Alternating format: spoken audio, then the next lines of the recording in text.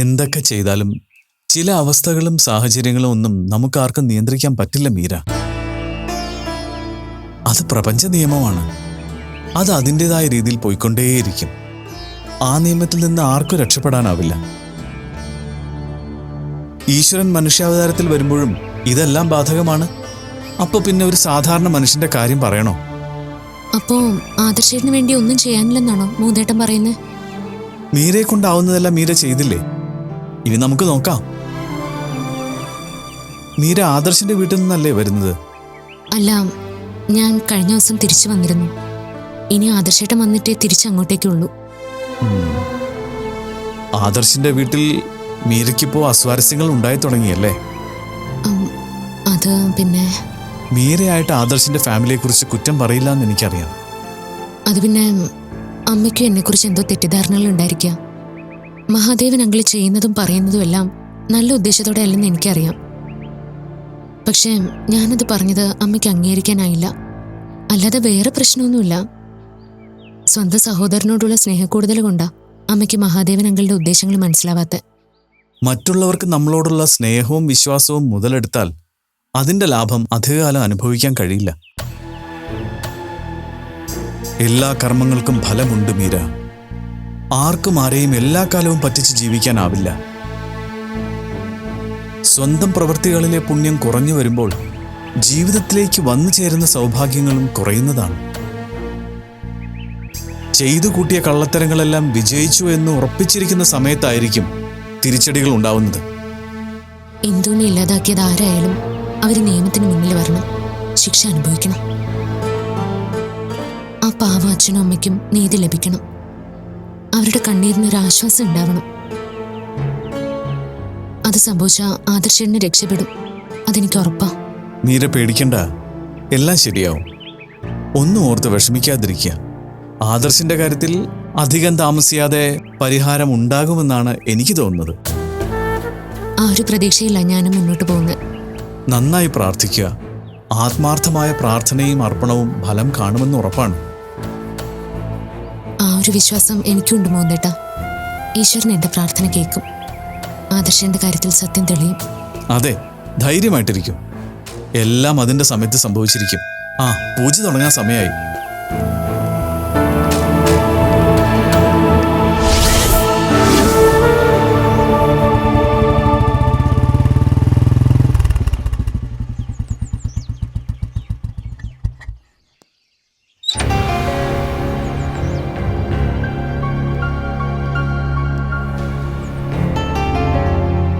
ഇവിടെ ആരും ഇല്ലേ? വാതിലൊക്കെ തുറന്നിട്ട് എല്ലാരും മുറിക്കാത്തിരിക്കുക. ചേച്ചി, മാധവി ചേച്ചി, ചേച്ചി. മഹി, എന്തൊക്കെയുണ്ട് വിശേഷം? എനിക്കെന്ത് വിശേഷം ചേച്ചി? ഇരിക്കെ.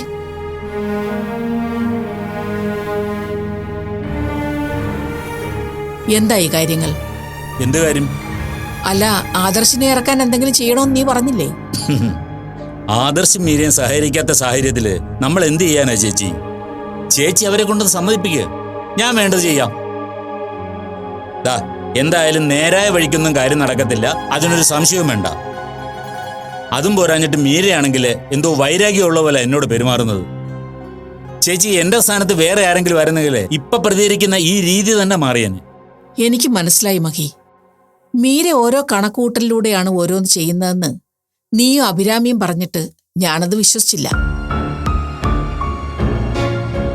പക്ഷേ അതെല്ലാം സത്യമാണെന്ന് എനിക്ക് ബോധ്യപ്പെട്ടു. അതുകൊണ്ട് ഞാൻ മീരയെ അവളുടെ വീട്ടിലേക്ക് പറഞ്ഞു വിട്ടു.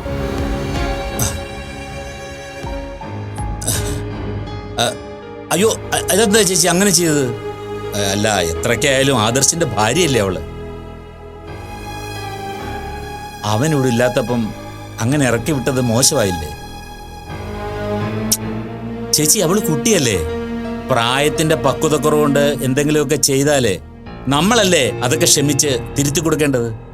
ഞാൻ മാന്യമായി ഹരിയെ വിളിച്ച് സംസാരിച്ച് ഇവിടെ വന്ന് മീരെ കൂട്ടിക്കൊണ്ടു പോകാനാ പറഞ്ഞത്. ഹരി അത് ചെയ്തു.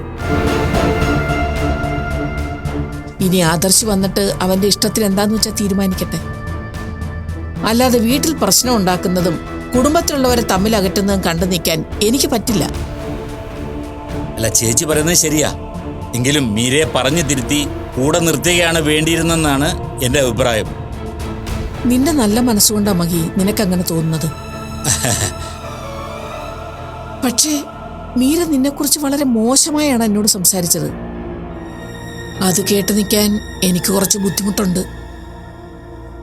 അല്ല, ഞാൻ എൻ്റെ എക്സ്പീരിയൻസ് വെച്ച് ഇവരൊക്കെ എന്താണ് ചിന്തിക്കുന്നതെന്ന് ഞാൻ ഊഹിച്ച് മനസ്സിലാക്കി. അതാ എന്നോട് എല്ലാവർക്കും ദേഷ്യം വരുന്നത്. അല്ല, അതൊന്നും ചേച്ചി കാര്യമാക്കണ്ട. പക്ഷേ ഇതേ രീതിയിൽ ഓരോന്ന് ആദർശിനോട് പറഞ്ഞു കൊടുത്താവും മീര എന്നെ കമ്പനിയിൽ നിന്ന് പുറത്താക്കിയത്. അതെനിക്ക് മനസ്സിലായി. അതേ തന്ത്രം ചേച്ചിയുടെ അടുത്ത് അവള് പരീക്ഷിച്ചു.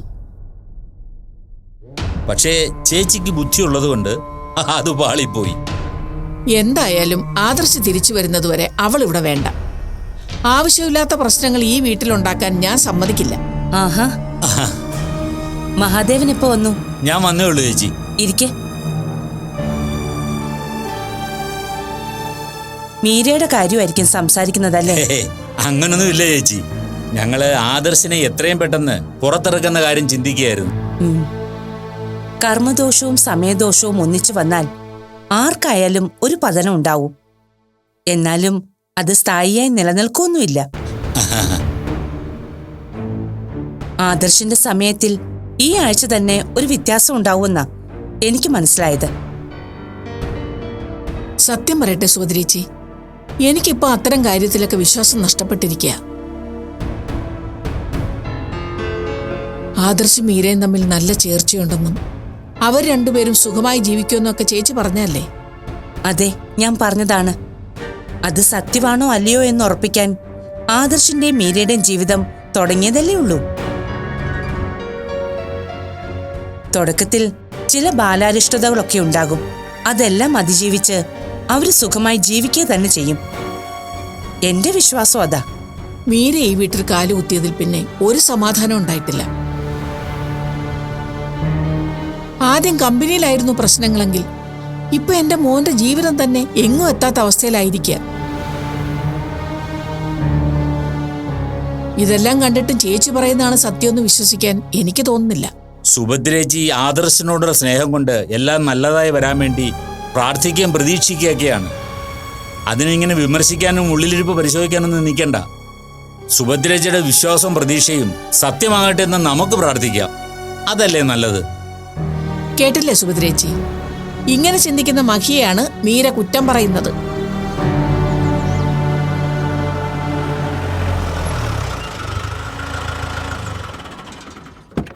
ആരോ വന്നല്ലോ.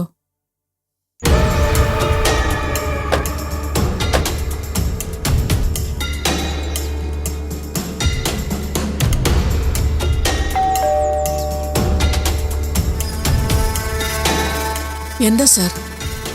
മഹാദേവ സാർ ഇവിടെ ഉണ്ടോ? ഉണ്ട്. ഒന്ന് വിളിക്കാവോ? മഹി. എന്താ ചേച്ചി? ഞാൻ താങ്കളെ കാണാൻ വന്നതാ. എന്നെയോ? അതെ. എന്താ സാർ കാര്യം? സാറ് ആദർശിന്റെ അമ്മാവനല്ലേ? അതെ. ആ, അപ്പോ അമ്മാവനും മരുമോനും തമ്മിൽ ചില വ്യക്തിവൈരാഗ്യ പ്രശ്നങ്ങളൊക്കെ ഉണ്ടല്ലേ? അങ്ങനെ വലിയ പ്രശ്നങ്ങളൊന്നുമില്ല. കമ്പനിയിലെ ചില കാര്യങ്ങളും അതുമായി ബന്ധപ്പെട്ട ചില തർക്കങ്ങളും, അല്ലാതെ വേറെ പ്രശ്നമൊന്നുമില്ല. സോറി മാഡം, മാഡത്തിന്റെ ബ്രദറ് അങ്ങനെ നിസ്സാരമായി പ്രശ്നങ്ങളെ കാണുന്ന ഒരാളല്ല.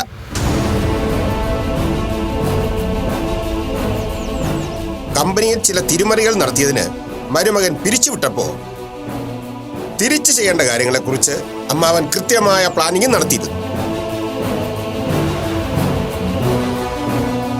ബുദ്ധി കൂടിപ്പോയതിന്റെ ഓവർ കോൺഫിഡൻസ് കൊണ്ട് ഒരിക്കലും തന്റെ നേരെ സംശയം വരാത്ത രീതിയിലാണ് ഇദ്ദേഹം കാര്യങ്ങളൊക്കെ ഡീൽ ചെയ്തത്. പക്ഷേ നമ്മുടെയൊക്കെ എല്ലാ പ്ലാനുകളും പുഞ്ചിരിയോടെ കാണുന്ന ഒരാളുണ്ട്. അയാൾ എല്ലാവർക്കും മുകളിലുണ്ടെന്ന കാര്യം മറന്നുപോയി ഇയാൾ. അതിന്റെ ഫലമാണ് ദേ ഇപ്പൊ സംഭവിച്ചത്. അതിനിപ്പോ എന്താ സംഭവിച്ചത്? ഹിന്ദു കൊലക്കേസിൽ നിങ്ങളെ അറസ്റ്റ് ചെയ്യാനാണ് ഞാൻ വന്നത്.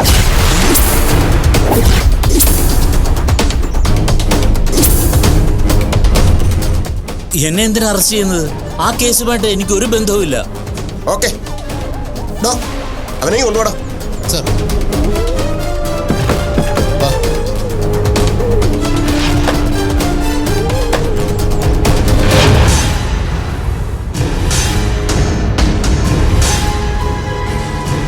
മഹാദേവൻ സാറിന് ഇയാൾ അറിയോ? ഇല്ല. ആരാ? ഇത് സതീശൻ, വെൽഡർ സതീശൻ എന്ന് അറിയപ്പെടുന്നത്.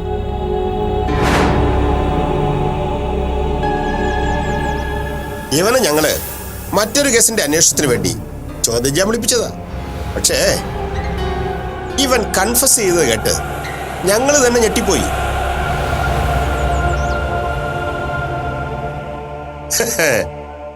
ഇത് ഈശ്വരൻ വിരിച്ച വലയാണ് സാറേ. നിങ്ങൾ തമ്മിലുള്ള എല്ലാ ഇടപാടുകളും തെളിവുകളും ഇവൻ ഞങ്ങൾക്ക് തന്നിട്ടുണ്ട്.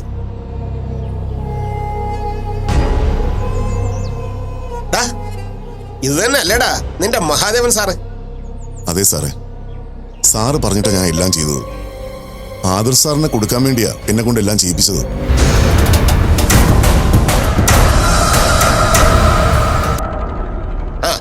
നീ എന്താ ചെയ്യുന്ന ഒന്നുകൂടി പറഞ്ഞേ, ഇവരെല്ലാം ഒന്ന് കേക്കട്ടെ. അത് കഴിഞ്ഞ മാസം 15-ാം തീയതി മഹാദേവൻ സാറും ഞാനും ആദർശിനെയും മീരയും കാറിൽ പിന്തുടരുമ്പോഴാണ് പെട്ടെന്ന് കാറ് നിർത്തി മീര ഇറക്കി ആദർശ് തിരികെ പോയത്.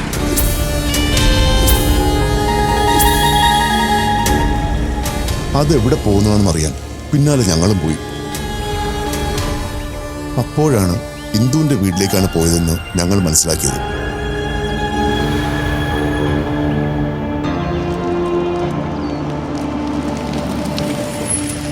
ഇന്ദുവിനെ കുറിച്ച് മുൻപേ തന്നെ മനസ്സിലാക്കിയിരുന്ന മഹാദേവൻ സാർ ഇതൊരു അവസരമായി കണ്ടു.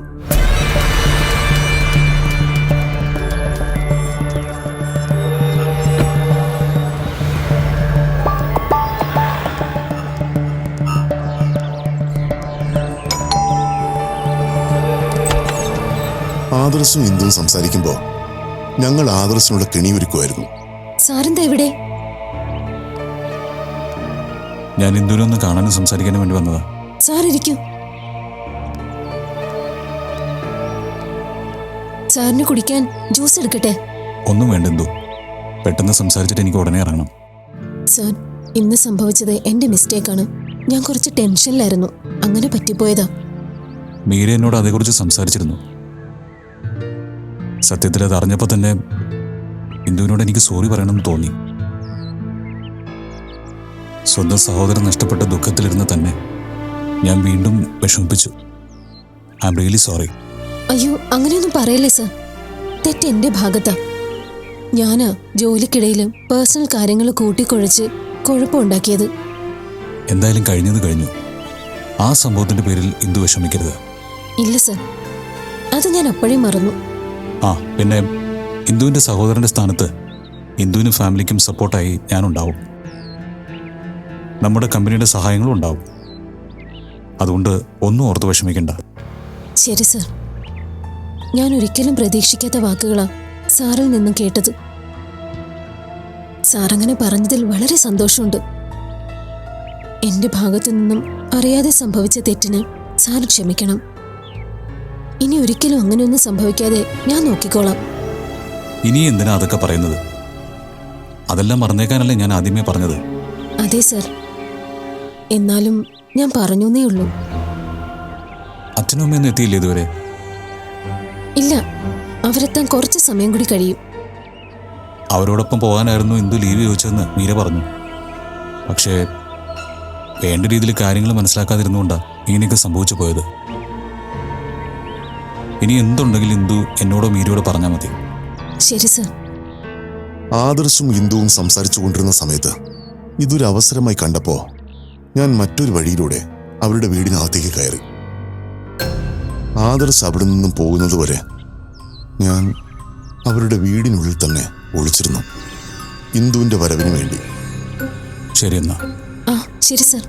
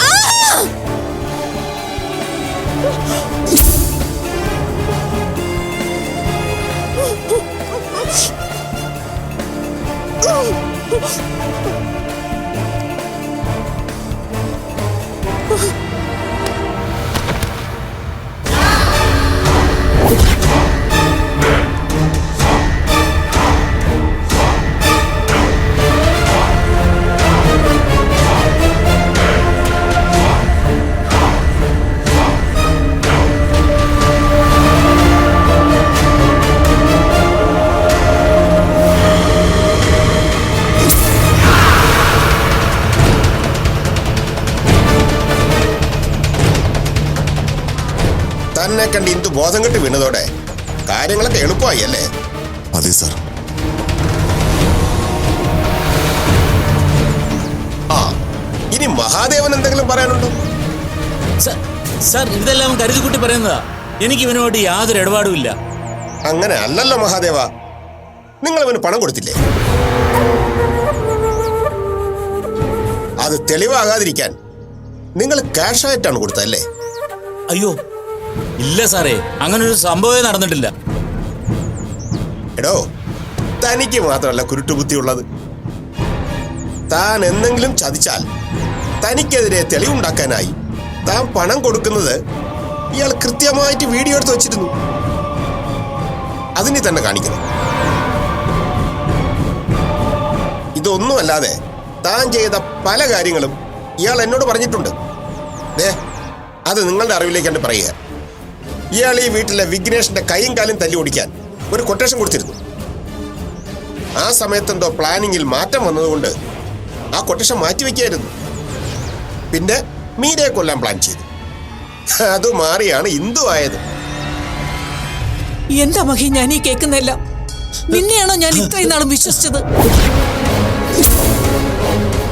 നിനക്ക് വേണ്ടിയാണോ ഞാൻ ആദർശനോടും മീരയോടും വഴക്കിട്ടത്?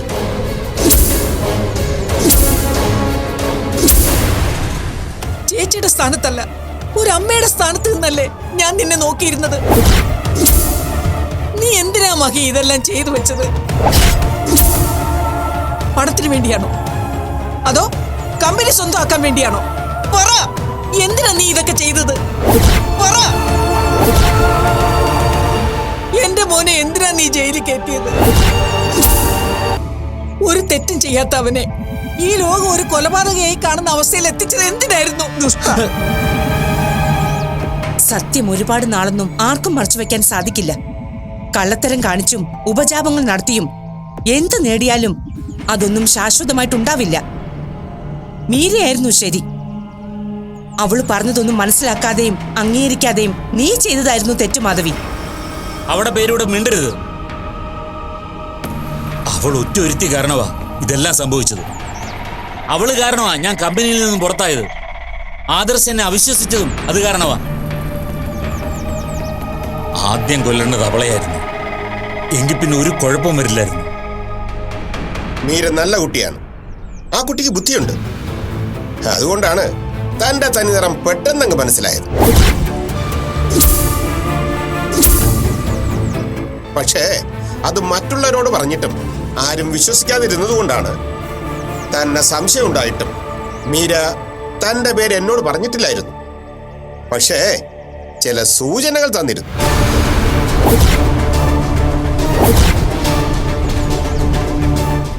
ഇവൻ പിടിക്കപ്പെട്ടപ്പോഴേ അതിനു പിന്നിൽ താനായിരിക്കുമെന്ന് ഞാൻ മനസ്സിലാക്കിയിരുന്നു.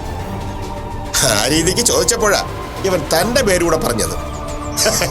എന്തായാലും എല്ലാം അവസാനിച്ചു. നീ ശിഷ്ടകാലം സുഖമായിട്ട് ജയിലിൽ കഴിയാം. സാർ വന്ന് വണ്ടിയിലോട്ട് കയറി.